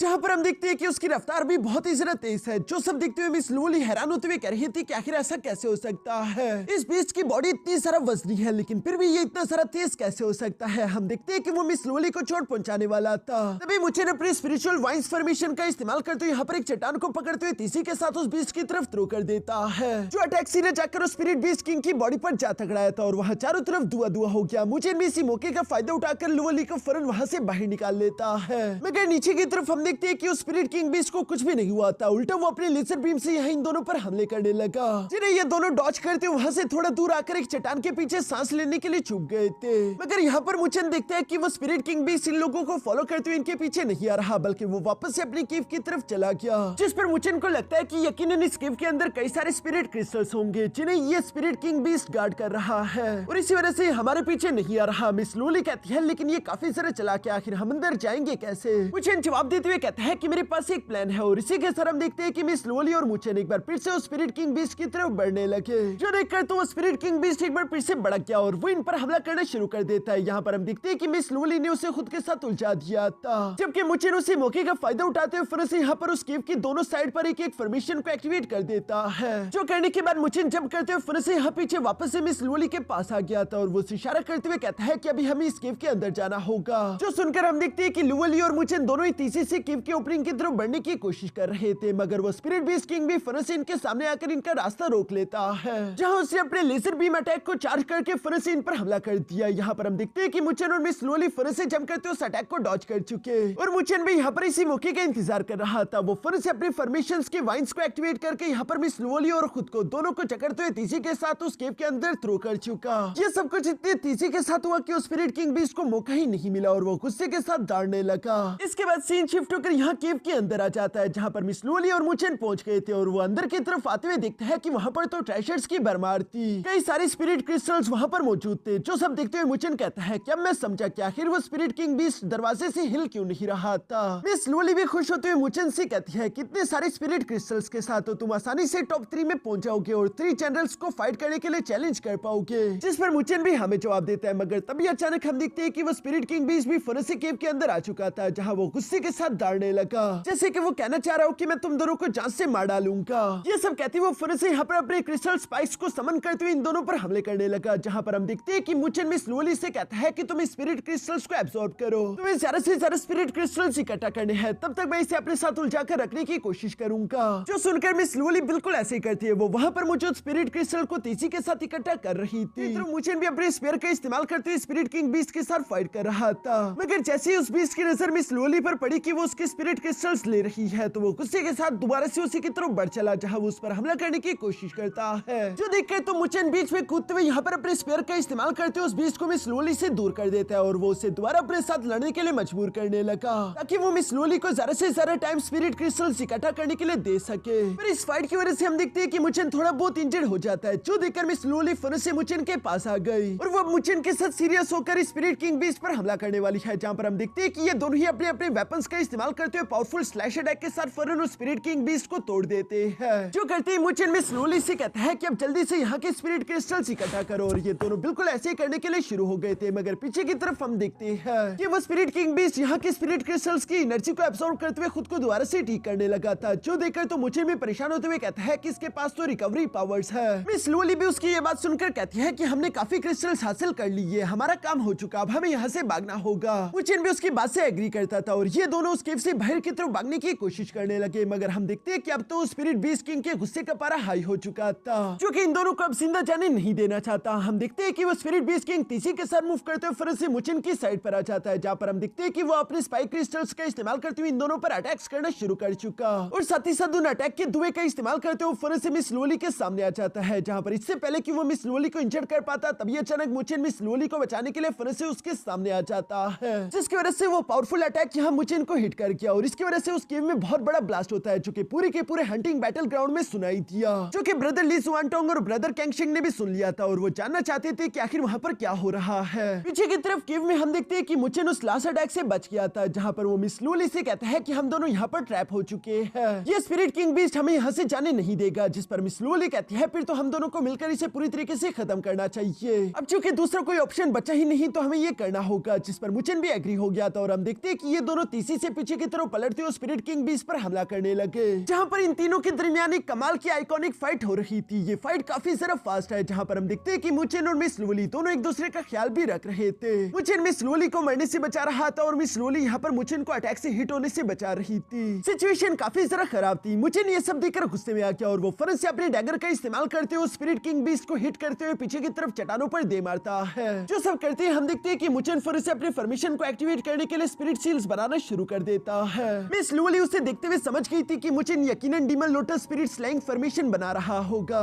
इसलिए मिस लुवली का काम था कि वो यहाँ पर स्पिरिट बीस्ट किंग को अपने साथ उलझा कर रखे ताकि मुचेन को टाइम मिल सके, साथ ही साथ उसे मुचेन को प्रोटेक्ट भी करना होगा। ये सब जब चल रहा था तभी अचानक वहाँ पर ली जुआनटोंग और ब्रदर कैंगशेंग भी पहुंच गया था, जहाँ पर ली जुआनटोंग तो मिस लुवली को मुश्किल में देखकर परेशान होते उसकी मदद करने के लिए आगे की तरफ जाने लगा, लेकिन ब्रदर कैंगशेंग उसे बीच में आने से मना करता है कि कहीं मुचेन और मिस लुवली डिस्टर्ब ना हो जाए, उन्हें अपना काम करने दो, क्योंकि ब्रदर कैंगशेंग को मुचेन पर कुछ ज्यादा ही भरोसा था। यहाँ पर हम देखते हैं कि वो बीच जो कि मिस लुवली के साथ फाइट कर रहा था, अचानक से उसकी नजर मुचेन पर पड़ गई, जिसे देखकर उससे समझ आ गया कि मुचेन मेरे लिए ज्यादा बड़ा खतरा है। इसलिए हम देखते हैं कि वो मुचेन को मारने के लिए तेजी से उसकी तरफ बढ़ने लगा। ये देखकर मिस लुवली उसके पहले हमले को ब्लॉक करने के लिए तो अपने स्लैश अटैक का इस्तेमाल कर दिया, मगर हम देखते हैं कि उसका सेकंड अटैक अभी यहाँ पर मुचेन को हिट करने वाला था। जो देखकर तो मिस लुवली मुचेन का नाम जोरों के साथ चिल्लाती है, मगर दूसरी तरफ हम देखते हैं कि मुचेन ने वहाँ पर फिर से इंस्टेंट स्पिरिचुअल फॉर्मेशन को एक्टिवेट कर दिया, जिसमें एक ही झटके में वहाँ पर कई सारे छोटे फॉर्मेशंस एक्टिवेट हो चुके थे और वो सारे के सारे स्पिरिट किंग बीस्ट पर हमला कर देते हैं। इन इंस्टेंट स्पिरिचुअल फॉर्मेशंस को देखकर तो मिस लुवली भी सरप्राइज हो गई थी। और दोस्तों मुझे लगता है कि पिछली बार मुचेन को जो एक ऑक्शन के अंदर स्पिरिचुअल फॉर्मेशन बॉल मिला था, मुचेन यकीनन उस स्पिरिचुअल फॉर्मेशन बॉल का राज समझ चुका है। इसी वजह से मुचेन यहाँ पर इंस्टेंट स्पिरिचुअल फॉर्मेशंस क्रिएट कर पाया, जिससे मुचेन की जान तो बच गई थी, लेकिन वो स्पिरिट किंग बीस्ट गुस्से से लाल हो गया और वो अपना सबसे ज्यादा टेरिफाइंग अटैक यहाँ पर रेडी करना शुरू कर देता है, जिसका निशाना मुचेन था। ये देखकर मिस लुवली फौरन से मुचेन को प्रोटेक्ट करने के लिए उसके सामने आकर खड़ी हो गई, जहाँ पर हम देखते हैं कि मिस लुवली ने अपने लुवर सोर्ड आर्ट के first form louver river technique का इस्तेमाल करते हुए फौरन से यहाँ स्पिरिट किंग बीस्ट पर हमला बोल दिया, जिस पर दूसरी तरफ स्पिरिट किंग बीस्ट भी मिस लुवली पर हमला बोल देता है और यहाँ पर इन दोनों के अटैक सीधे जाकर हवा में एक दूसरे से टकरा गए, जहाँ पर धीरे धीरे करके उस बीस्ट का अटैक मिस लुवली के अटैक पर भारी पड़ रहा है। मगर तभी अचानक पीछे की तरफ हम देखते हैं कि मुचेन का आखिरकार फॉर्मेशन कंप्लीट हो चुका था। वो अपनी demon lotus spirit slaying formation को एक्टिवेट करना शुरू कर देता है, जो देखकर तो ब्रदर ली जुआनटोंग कहने लगा कि क्या ये एक लेवल 4 की स्पिरिचुअल फॉर्मेशन है, जिस पर ब्रदर कैंगशेंग जवाब देते हुए कहता है कि नहीं, ये एक लेवल 5 की फॉर्मेशन है। और उसकी बात बिल्कुल सही थी, क्योंकि तभी अचानक हम देखते हैं कि मुचेन ने सिर्फ एक ही चुटकी मारी और हम देखते हैं कि वो demon lotus spirit slaying formation 1 से कन्वर्ट होकर 2 में बदल गया, यानी कि मुचेन एक लेवल 5 का स्पिरिचुअल फॉर्मेशन मास्टर बन चुका है। दूसरी तरफ हम देखते हैं कि मिस लुवली खतरे में थी, इसलिए हम देखते हैं कि मुचेन ने फिर से अपनी स्पिरिट स्लेइंग फॉर्मेशन के दोनों ही फ्लावर्स का इस्तेमाल करते उस बीस्ट किंग पर हमला कर दिया, जिसके साथ मिस लुवली का लुवर रिवर टेक्निक भी कंबाइन हो चुका था, जिसकी वजह से ये टेक्निक बहुत ही ज्यादा टेरिफाइंग हो चुकी थी और ये सीधा जाकर उस स्पिरिट किंग बीस्ट से टकरा जाती है। इस अटैक का इफेक्ट बहुत ही ज्यादा टेरिफाइंग था। ब्रदर कैंगशेंग ये सब देखते हुए ली जुआनटोंग से कहता है कि लगता है कि फाइनल राउंड में मुचेन हमारा साथ दे सकता है, उसने इतनी जल्दी लेवल 5 की फॉर्मेशन को बना लिया और लेवल 5 की फॉर्मेशन काफी ज्यादा खतरनाक होती है, जिसके सामने तो हेवनली कंप्लीटेशन स्टेज के पीक लेवल का कल्टिवेटर भी नहीं टिक पाता और हम देखते हैं कि वो बीस्ट हारा गया। दूर से हम देखते हैं कि पेनल्टी हाल के वो 3 गार्डियन भी ये ऑरा महसूस कर पा रहे थे और वो आपस में बात करते हुए कहते हैं कि लगता है कि इस बार के चैलेंजर्स काफी सारे इंटरेस्टिंग है। तो नेक्स्ट एपिसोड की शुरुआत यहाँ मिस सोलिंगर से शुरू होती है, जिससे मालूम हो चुका था कि मुचेन स्पिरिट क्रिस्टल रैंकिंग में टॉप 3 में पहुंच चुका था। वो ये देखकर खुश होते हुए फौरन से अपनी बड़ी बहन सुजुआन के पास आते हुए कहती है कि सिस्टर आखिर अब आप कैसी हो, जिस पर मिस सुजुआन जवाब देते हुए कहती है कि अब मेरी इंजरीज बिल्कुल ठीक है। दूसरी तरफ मिस सोलिंगर उसे बताती है कि देखो अब आपको ज्यादा फिक्र करने की कोई जरूरत नहीं, क्योंकि मुचेन भी टॉप 3 में पहुंच चुका है। जो सुनकर तो मिस सुजुआन भी काफी खुश हो गई थी, उसे उम्मीद मिल चुकी थी कि अब मुचेन की मदद से हम लोग स्पिरिचुअल लाइट एम्पावरमेंट को हासिल कर सकते हैं, जिस पर मिस सोलिंगर भी कहने लगी कि हाँ ये बहुत अच्छा हो जाएगा अगर मुचेन और बाकी दोनों ने मिलकर यहाँ पेनल्टी हाल के 3 जनरल्स को हरा दिया। साथ ही हम देखते हैं कि बाकी के डिसाइपल्स को भी इस बारे में मालूम हो चुका था कि मुचेन ने 3rd पोजीशन हासिल कर ली है, जिसका मतलब कि वो फाइनल राउंड के लिए क्वालिफाइड था और वो ये जानकर काफी ज्यादा खुश दिखाई दे रहे थे। सब लोग इसी बारे में बात कर रहे हैं, जबकि मिस रैन भी यहाँ पर ब्रदर कैंगशेंग को याद करते हुए कह रही थी कि बेस्ट ऑफ लक। इसके बाद सीन शिफ्ट होकर वापस से उसी केव में आ जाता है, जहाँ पर मुचेन और मिस लुवली ने मिलकर एक स्पिरिट किंग बीस्ट को जान से मारा था, जहाँ पर ब्रदर कैंगशेंग मुचेन के पास आकर सबसे पहले तो उसे कांग्रेचुलेशन बोलता है, क्योंकि मुचेन ने स्पिरिट किंग बीस्ट को जान से मारकर पेनल्टी हाल के 3 जनरल्स के साथ फाइट करने के लिए खुद को क्वालिफाई कर लिया था। फिर तभी अचानक वहाँ पर मौजूद ली जुआनटोंग यहाँ पर मुचेन से कहता है लेकिन मुझे तुमसे कुछ बात करनी है, वो भी अकेले में, सिर्फ तुम दोनों से, तो चलो मेरे साथ आओ। जो सुनकर ब्रदर कैंगशेंग और मुचेन उसके पीछे बाहर की तरफ चले गए थे, जहाँ बाहर आने के बाद ब्रदर कैंगशेंग मुचेन को बता रहा था कि मुचेन बेशक तुम फाइनल राउंड के लिए क्वालिफाई तो कर चुके हो और तुम्हारा मुकाबला पेनल्टी हाल के 3 जनरल्स के साथ होगा, लेकिन तुम्हें मालूम होना चाहिए कि वो तीनों नॉर्थर्न हेवन स्पिरिचुअल एकेडमी के इलाइट वॉरियर्स हैं। जो बोलते हुए वो उनका इंट्रोडक्शन करवाते हुए सबसे पहले ब्रदर गू टियानियन के बारे में बताता है, जो कि फर्स्ट जनरल था और वो हेवनली कंप्लीटेशन स्टेज के अर्ली लेवल का कल्टीवेटर है। लेकिन पूरे के पूरे नॉर्थन हेवन स्पिरिचुअल एकेडमी में गुड यानियन को एक बैटल मैनियक के नाम से जाना जाता है, यानी कि उसे लड़ना काफी सारा पसंद था। उसके पास हेवनली फ्लेम डिवाइन आर्ट है जो टेक्निक उसे काफी सारा खतरनाक बना देती है। इसके बाद वो सेकंड चैनल के बारे में बताने लगा जिसका नाम है ब्रदर किंग शेंग, जिसके पास ग्रेट 1000 वर्ड की एक बहुत ही ज्यादा rare invincible divine art technique है। वो भी हेवनली कंप्लीटेशन के अर्ली स्टेज का कल्टीवेटर था, लेकिन आज तक हिस्ट्री में कोई भी उसके सेम लेवल का कल्टीवेटर उसे नहीं हरा पाया। और आखिर में आता है इन दोनों से भी ज्यादा ताकतवर सीनियर लिन जेंग, जो कि हेवनली कंप्लीटेशन के मिड स्टेज का कल्टीवेटर है और एक टाइम पर वो हेवनली रैंकिंग लिस्ट का नंबर 1 जीनियस हुआ करता था। ये सब बताने के बाद ब्रदर किंग शेंग ली जुआनटोंग की तरफ देखते हुए मुझे इनको कहता है कि हम दोनों मिलकर भी बहुत ही मुश्किल के साथ शायद इन तीनों का मुकाबला कर पाए, लेकिन जहाँ तक तुम्हारी बात है तुम्हारा कल्टीवेशन हम दोनों से काफी ज्यादा लो है, इसलिए तुम तो उनके सामने टिक नहीं पाओगे। वैसे नॉर्मल सिचुएशन में हम बिल्कुल भी कोई ऑब्जेक्शन ना करते, लेकिन तुम जानते हो कि इस बार का स्पिरिचुअल लाइट एम्पावरमेंट हासिल करना हमारी एकेडमी के लिए बहुत ही ज्यादा इंपॉर्टेंट है, क्योंकि जल्दी स्पिरिचुअल एकेडमी इस कंपटीशन आने वाला है और उसमें हमारी एकेडमी को अच्छा परफॉर्म करना होगा, जिसके लिए हमारे डिसाइपल्स को ताकतवर होना जरूरी है। ये सारी बातें सुनकर मुचेन जवाब देते हुए कहता है कि सीनियर ब्रदर किंग शेंग आप बिल्कुल फिक्र ना करें, मैं अपनी पूरी जान लगा दूंगा। लेकिन ब्रदर ली जुआनटोंग को मुचेन पर भरोसा नहीं था। वो कहता है कि इस वक्त हम पर काफी प्रेशर है, मुझे लगता है कि तुम्हें अपनी ये पोजीशन सु जुआन को दे देनी चाहिए, क्योंकि तुम अभी भी एक फ्रेशमैन हो, तुम्हारी कल्टीवेशन काफी जरा कम है और इस तरह अपनी पोजीशन को अपनी मर्जी से छोड़ना कोई बेइज्जती वाली बात नहीं। जो सुनकर तो दूसरी तरफ मुचेन मना करते हुए कहता है कि ब्रदर याओ एक गद्दार था जिसे जी जुआन ने यहाँ पर भेजा था ताकि वो मुझे जान से मरवा सके, क्योंकि जी जुआन और मेरे दरमियान स्पिरिचुअल रोड में दुश्मनी आ चुकी थी। मैं स्पिरिचुअल एकेडमी कंपटीशन में उसका इंतजार करूंगा ताकि मैं उसके साथ अपना सारा हिसाब चुकता कर सकूं, इसलिए मुझे माफ कर देना, लेकिन इस फाइनल बैटल को मैं अपनी पूरी जान लगाकर लड़ूंगा अपने लिए और इस एकेडमी के लिए। ब्रदर किंग शेंग भी मुचेन से एग्री करता था, इसलिए वो ली जुआनटोंग को समझाते हुए कहता है कि मुचेन ने ऑलरेडी काफी अच्छा परफॉर्म किया ब्रदर याओ को हराने में और स्पिरिट किंग बीस्ट को हराने में, इसलिए मुझे लगता है कि हमें मुचेन को मौका देना चाहिए, जिस पर ली जुआनटोंग के पास भी कहने के लिए कोई जवाब नहीं रहता। इसके बाद ब्रदर किंग शेंग यहाँ पर मुचेन से कुछ जरूरी बात करने लगा, लेकिन वो क्या बात है फिलहाल हमें नहीं बताई जाती। जिसके बाद वो दोनों वहाँ से चले गए और हम देखते हैं कि मुचेन पीछे अकेले ही बैठकर अपनी थंडर बॉडी कल्टीवेशन शुरू कर देता है। इसी तरह काफी देर तक कल्टीवेशन करने के बाद मिस लोली यहाँ मुचेन के पास आ गई थी और वो मुचेन से कहती है कि अगर तुम्हारी कल्टीवेशन हो गई हो तो तुम एक छोटा सा ब्रेक ले लो, यहीं पर पास में एक स्टूडेंट कैंप लगा है, क्यों ना हम उस स्टूडेंट कैंप जाकर एक वॉक कर आए। जिस पर तो मुचेन भी एग्री हो गया था, क्योंकि कई दिन हो गए वो मिस लोली के साथ वॉक करने के लिए दोनों इसी तरह चलते चलते उस कैंप में आ जाते हैं, जहाँ पर हम देखते हैं कि कई सारे स्टूडेंट्स ने स्टॉल्स लगाए हुए थे ताकि उन्हें स्पिरिट क्रिस्टल्स मिल सके। यानी कि ये बिल्कुल सिंपल ट्रेड है, आप स्पिरिट क्रिस्टल या फिर स्पिरिट वैल्यू पॉइंट्स का इस्तेमाल करते हुए यहाँ की चीजें खरीद सकते हो। इससे दोनों ही पार्टीज को फायदा होगा। जब तक फाइनल राउंड शुरू नहीं हो जाता तब तक वैसे भी इन लोगों के पास टाइम है। हम देखते हैं कि मिस लोली और मुचेन भी यहाँ पर आ चुके थे, जहाँ पर मिस लोली मुचेन से कह रही थी कि मैं जानती हूँ कि तुम्हारे कंधों पर इस वक्त एक बहुत बड़ी जिम्मेदारी है और मैं जानती हूँ कि तुम्हारे लिए स्पिरिचुअल लाइट एम्पावरमेंट हासिल करना भी काफी जरूरी है, क्योंकि तुमने स्पिरिचुअल रोड के एम्पावरमेंट को भी मिस कर दिया था। मैं तुम्हारे कामयाब होने के लिए दुआ करूंगी। यहाँ पर जब ये दोनों इसी तरह की बातें कर रहे थे तभी अचानक वहाँ के बाकी के डिसाइपल्स की नजर भी मुचेन पर पड़ गई, जो कि इस वक्त यहाँ पर एक सेलिब्रिटी की तरह था, क्योंकि सब लोगों की उम्मीदें मुचेन से ही लगी हुई है। अगर मुचेन और बाकी के 2 वॉरियर्स ने मिलकर 3 चैनल्स को हरा दिया तभी इनको स्पिरिचुअल लाइट एम्पावरमेंट मिलेगी, वरना इन सब स्टूडेंट्स की मेहनत जाया हो जाएगी। कोई भी खाली हाथ नहीं जाना चाहता था, इसलिए मुचेन उनसे कहता है कि तुम लोग फिक्र मत करो, मैं इस फाइनल राउंड को जीतने के लिए अपनी पूरी चाल लगा दूंगा। ये सब कहते हुए वापस से मिस लोली के पास भी आकर उससे कहता है कि हाँ मैं जानता हूँ इस वक्त मुझसे बहुत लोगों ने उम्मीदें लगाई हुई है, लेकिन अगर ये जीत सिर्फ तुम्हारे लिए भी होती तभी मैं हर हाल में इस फाइनल बैटल को तुम्हारे लिए जीत कर ही रहता। जो सुनकर तो मिस लोली को भी काफी अच्छा लगा, लेकिन अचानक उसकी बॉडी के अंदर मौजूद स्लोवर सोर्ड ने रिएक्ट करना शुरू कर दिया था, जैसे कि वो आसपास किसी एनर्जी को डिटेक्ट कर रही है।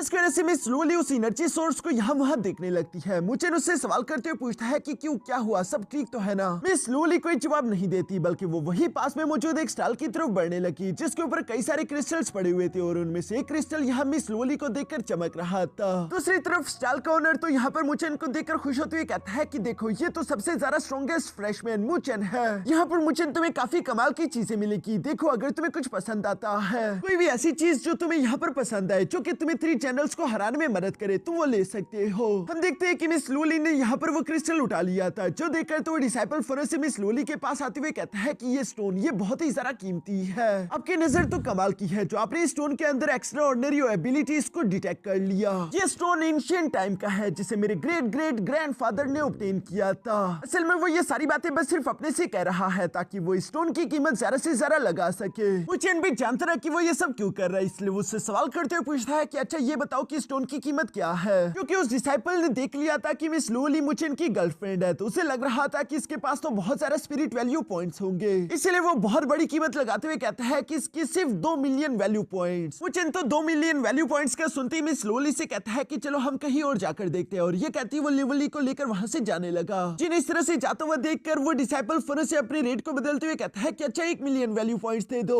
अच्छा आधा मिलियन वैल्यू पॉइंट्स दे दो, अच्छा 2 लाख वैल्यू पॉइंट्स दे दो, प्लीज ये मेरी आखिरी वैल्यू है, मैं इससे ज्यादा नीचे नहीं जा सकता। और ये कहते उसने मुचेन के पैर पकड़ लिए थे, पर ये कीमत अभी भी काफी ज्यादा थी। वहां पर मुझे जितने भी डिसाइपल्स थे वो उसे डांटते हुए कह रहे थे कि ये तुम क्या कर रहे हो, ये तो तुमने दिन दिहाड़े लूट मचा रखी है, तुम्हें तो शर्म आनी चाहिए, तुम मुचेन से इतनी सारा कीमत कैसे ले सकते हो। मगर दूसरी तरफ हम देखते हैं कि मुचेन इसके लिए एग्री हो चुका था। बेशक ये स्टोन अभी भी काफी ज्यादा महंगा है, एटलीस्ट सब लोगों को तो यही लग रहा था, हालांकि ये स्टोन बहुत ही ज्यादा कीमती था, पर फिर भी मुचेन इसे मिस लोली के लिए खरीद लेता है। इसके बाद नेक्स्ट सीन में हम देखते हैं कि मिस लोली और मुचेन दोनों अकेले एक खूबसूरत जगह पर आ चुके थे, जहाँ पर मिस लोली मुचेन से कह रही थी कि तुम्हें तो मालूम भी नहीं था कि ये स्टोन क्या है, फिर भी तुमने इसे मेरे लिए 2 लाख वैल्यू पॉइंट्स का खरीद लिया। जिस पर मुचेन जवाब देते हुए कहता है कि हाँ मुझे लगा कि तुम्हें ये स्टोन चाहिए, बेशक मैं उसकी मनमर्जी की कीमत तो उसे नहीं दे सकता था, लेकिन तुम्हारे लिए इतना तो मैं कर सकता हूँ। जिस पर मिस लोली जवाब देते हुए कहती है कि 2 लाख स्पिरिट वैल्यू पॉइंट्स का भी ये स्टोन ज्यादा महंगा नहीं, बल्कि ये इसकी एक सही कीमत है, इसे डिवाइन फोर्जिंग स्टोन के नाम से जाना जाता है। जैसा कि तुम जानते हो कि मेरे पास लूवर डिवाइन सोर्ड है, जिस पर ग्रैंडपा ने 3 सील्स के लेयर लगाए हुए हैं। मैं इस डिवाइन फोर्जिंग सील का इस्तेमाल करते हुए उसके पहले सील को ब्रेक थ्रू कर सकती हूँ, जिससे मेरी लूवर डिवाइन सोर्ड की असली ताकत अनलीश होगी। लेकिन जैसे जैसे मैं उन सील्स को ब्रेक थ्रू करके ऊपर जाऊंगी, वैसे वैसे मेरी लूवर गॉड क्लैन वापस जाने का समय भी नजदीक आता जाएगा, ताकि मैं वहां पर जाकर अपनी रिस्पॉन्सिबिलिटीज को उठा सकूं। जो सब बोलते हुए मिस लोली काफी ज्यादा उदास हो चुकी थी। मुचेन फौरन उसे हाथ से पकड़ते हुए गले लगाकर कहता है कि अब चाहे जो मर्जी हो जाए, मैं तुमसे अलग नहीं होने वाला, बल्कि तुम्हारी फैमिली का जितना भी बर्डन है वो मिलकर मैं तुम्हारे साथ उठाऊंगा। बल्कि मैं खुद को जो इतना सारा ताकतवर कर रहा हूँ उसका भी सिर्फ एक ही रीजन है, ताकि मैं हर वक्त तुम्हें प्रोटेक्ट कर सकूं। जो सब सुनकर मिस लोली को भी काफी ज्यादा अच्छा लग रहा था। इसके बाद वो मुचेन से कहती है कि अच्छा ठीक है, फिर मुझसे प्रॉमिस करो कि तुम हमेशा मेरे साथ रहोगे और मुझे प्रोटेक्ट करोगे। जिस पर हम देखते हैं कि मुचेन भी मुस्कुराते उसके साथ पिंकी प्रॉमिस करने लगा। जिस पिंकी प्रॉमिस के बाद हम देखते हैं कि मिस लोली ने अपनी लूवर डिवाइन सोर्ड को बाहर की तरफ निकाल लिया।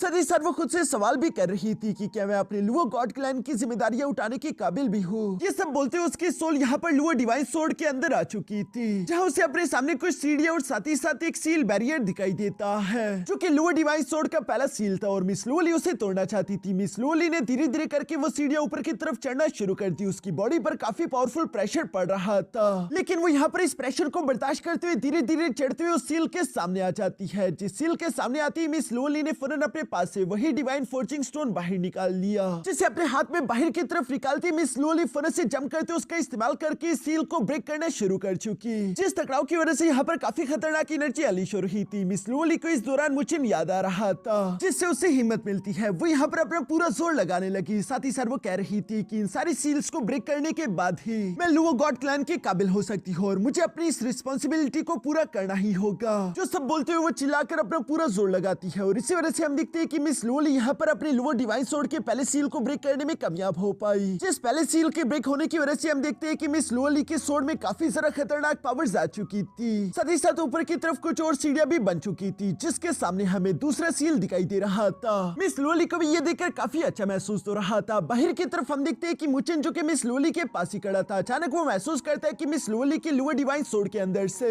काफी टेरिफाइंग एनर्जी अनलीश हुई, जो देखकर मुचेन मिस लोली से कहता है कि सिर्फ एक सील को ब्रेक करने से ही तुम्हारी लूवर डिवाइन सोर्ड के अंदर से इतनी ज्यादा खतरनाक एनर्जी अनलीश हुई। मैं तो ये सोच रहा हूँ कि ये लूवर डिवाइन सोर्ड अपने फुल स्ट्रेंथ पर कितनी ज्यादा खतरनाक होगी। जिस पर मिस लोली बताती है कि लूवर डिवाइन सोर्ड हमारे लूवर गॉड क्लैन का एक सीक्रेट आर्टिफैक्ट है। जिस पर मुचेन जवाब देते हुए कहता है कि असल में तुम भी काफी ज्यादा खास हो, इसी वजह से ये तलवार भी खास हो जाती है। वैसे अब क्या तुम मुझे कोई इनाम नहीं दोगी, क्योंकि मैं तुम्हारी इतनी ज्यादा मदद जो कर रहा हूँ। जो सुनकर मिस लोली यहाँ पर मुचेन के होंठों पर एक किस करते वहां से भागने लगी थी, पर इतनी छोटी किस से मुचेन का काम नहीं चलने वाला था। वो फौरन से मिस लोली का हाथ पकड़ते उसे धकेलते हुए यहाँ एक दरख्त के पास ले आता है, जहाँ पर ये दोनों ही मदहोश हो चुके थे। मुचेन और मिस लोली दोनों ही धीरे धीरे से अपनी आंखें बंद करने लगे। साथ ही मुचेन ने अपने हाथ से यहाँ मिस लोली की कमर को पकड़कर अपनी तरफ खींच लिया था, जो सीन बहुत ही ज्यादा रोमांटिक हो जाता है और ये दोनों एक दूसरे को किस करने लगे। इसी इसी तरह ये रात काफी अच्छी गुजर जाती है। नेक्स्ट डे हम देखते हैं कि इस बैटल हंटिंग कंपटीशन का फाइनल राउंड होने वाला था, जिसे देखने के लिए सब लोग ही एक्साइटेड है। हम देखते हैं कि 3 चैनल्स के सामने ये तीनों आकर खड़े हो चुके थे, जहां सीनियर लिनसेंग तो यहाँ पर कैंगशेंग को देखते हुए कह रहा था कि कैंगशेंग तुमसे मिले काफी अरसा हो गया, जिस पर ब्रदर कैंगशेंग जवाब देते हुए कहता है कि आपने बिल्कुल सही कहा, हम लोग पास में कई बार लड़ चुके हैं, लेकिन हर बार वो फाइट ड्रा ही होती रही। अगर आपने अपनी मर्जी से हेवनली रैंकिंग को छोड़ा ना होता ताकि आप पेनल्टी हल को ज्वाइन कर सको, तो कभी भी मैं शायद हेवनली रैंकिंग लिस्ट के नंबर 1 पर ना पाता। जिस पर ब्रदर लिनसेंग मुस्कुराते हुए कहता है, फिर मुझे आज के दिन दिखा दो कि तुमने खुद को कितना इंप्रूव किया है। दूसरी तरफ ब्रदर गोटियान भी यहाँ पर इन लोगों से कहता है कि हम भी चाहते हैं कि हमारे एकेडमी के डिसाइपल्स ताकतवर हो, लेकिन तुम जानते हो ना कि ये हमारी ड्यूटीज है और हमें तुम लोगों के साथ लड़ने के लिए अपनी पूरी जान लगानी होगी, हम तुम पर रहम नहीं कर सकते। जो जब ये सारी बातें कर रहा था तभी ब्रदर कैंगशेंग यहाँ मुचिन की तरफ देखते हुए कहता है कि ये तुम्हारा ओपिनियन होगा, यानी कि मुचिन को गु टियानियन का मुकाबला करना है। ली जुआनटोंग भी यहाँ पर सामने की तरफ आते हुए कह रहा था कि हमें भी एक अच्छी फाइट करनी है, फ्री में मिली हुई जीत मुझे भी पसंद नहीं। जिस पर ब्रदर कैंगशेंग सामने की तरफ आते हुए कहता है कि अच्छा, यानी कि तुम ली जुआनटोंग हो, मैंने तुम्हारे बारे में काफी कुछ सुन रखा है। जिस पर ब्रदर कैंगशेंग कहता है कि हमने भी आपके बारे में काफी कुछ सुन रखा है कि आपके सेम लेवल का कोई भी कल्टिवेटर आज तक आपको हरा नहीं पाया, आपकी इनविंसिबल डिवाइन आर्ट वाकई में कमाल की है, तो क्या आज के दिन आप ली जुआनटोंग के साथ फाइट करना चाहोगे? जिस पर ब्रदर कैंगशेंग सामने की तरफ जंप करते हुए अरीना में आकर ली जुआनटोंग से कहता है कि मैं तुम्हें बुली नहीं करूंगा, तुम मेरा मुकाबला तो नहीं कर सकते, लेकिन हाँ, अगर अगले 10 मूव के अंदर तुमने मुझ पर सिर्फ एक भी अटैक चल दिया जो मुझे हिट कर जाए तो तुम ऑटोमेटिकली विनर हो जाओगे। जिस पर ली जुआनटोंग कहता है कि तुम कुछ ज्यादा ही एरोगेंट बन रहे हो।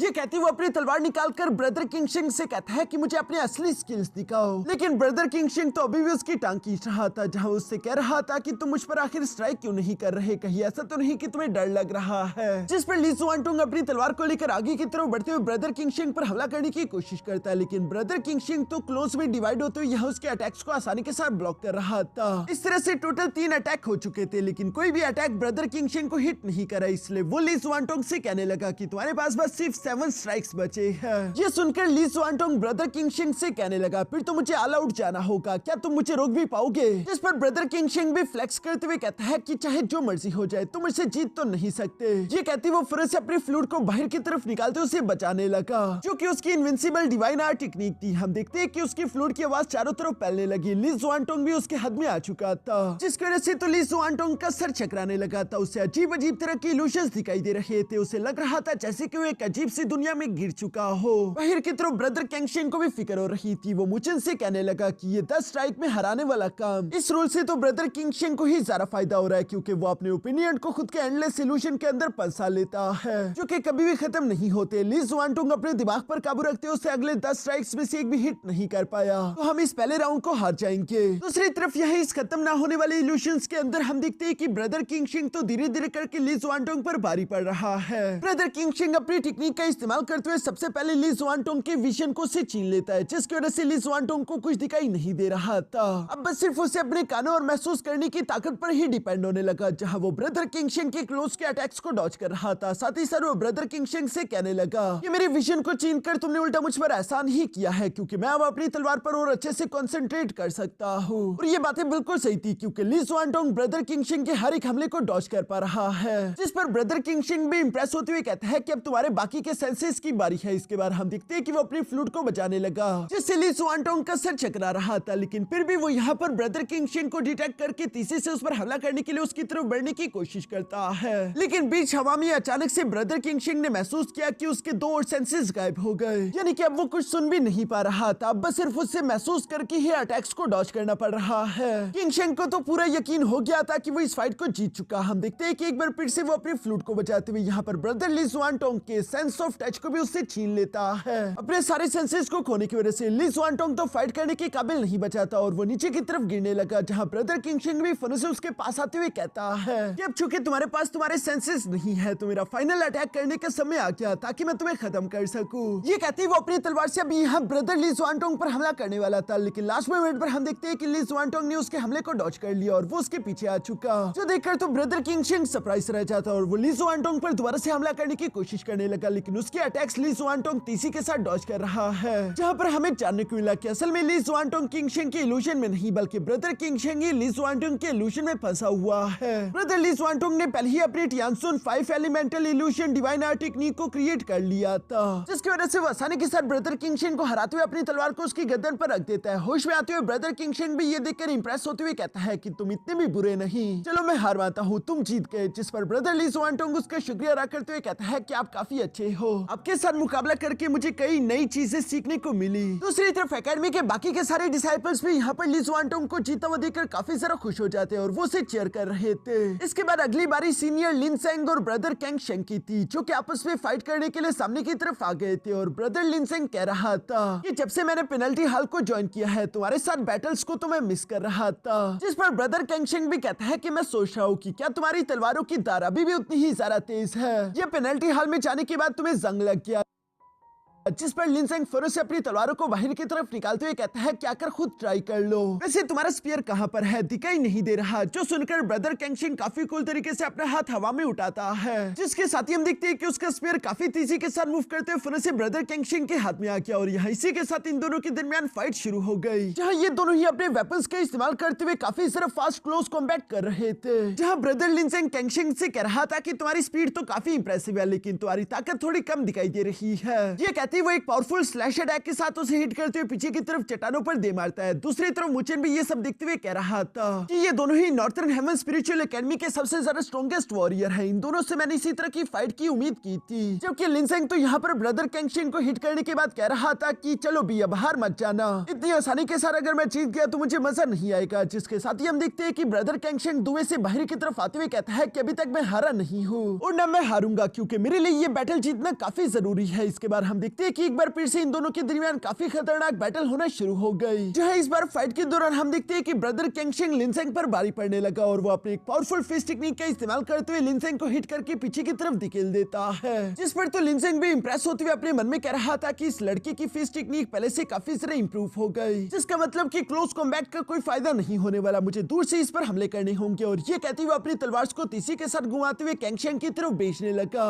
जिसे कैंगशिन जंप करते हुए डॉज कर लेता है। मगर हम देखते हैं कि लिनसेंग भी इसी मौके का फायदा उठाकर फिर से कैंगशिन के पीछे आकर उसे एक जोरदार पंच कर देता है। और अब हम देखते हैं कि ब्रदर लिनसेंग ने इसी टेक्निक का इस्तेमाल करना शुरू कर दिया था। वो अपनी तलवारों को कैंगशिन के पीछे लगा देता है, जिसके साथ जब वो उल्टा होता तो पीछे से लिनसेंग उस पर हमला कर देता। यहाँ पर ब्रदर कैंगशिन नीचे की तरफ आते हुए अपने मन में कह रहा था ये सीनियर लिनसेंग मुझसे दूरी बनाकर रख रहा है, मुझे उसे अपने पास लाना होगा, तभी मैं उसे हरा सकता हूँ। और यही सब सोचते हुए इस बार ब्रदर कैंगशिन तीसी के साथ बढ़ते हुए लिनसेंग का हाथ पकड़ चुका, जो देखकर तो दूसरी तरफ ब्रदर लिनसेंग यहाँ पर अपनी तलवार का इस्तेमाल करते हुए ब्रदर कैंगशिन का हाथ काटने वाला था। लेकिन ब्रदर कैंगशिन भी दूसरी तरफ पूरी तरीके से तैयार था। वो चुपके से अपने स्पेयर को ब्रदर लिनसेंग के पीछे ले आता है, जो कि उसकी गर्दन पर तन चुका था, यानी कि अगर ब्रदर लिनसेंग जरा सी भी हरकत करेगा तो उसकी गर्दन कट जाएगी। जो देखकर तो ब्रदर लिनसेंग काफी ज्यादा इंप्रेस हो गया था। वो कैंगशिन की तारीफ करते हुए कहता है कि तुम्हारी प्लानिंग काफी बेहतरीन हो चुकी है, तुमने ये सब कुछ पहले से ही प्रेडिक्ट कर लिया था, इसलिए तुम जीत गए, मैं हार मानता हूँ। जिस पर ब्रदर कैंगशिन उसका शुक्रिया अदा करने लगा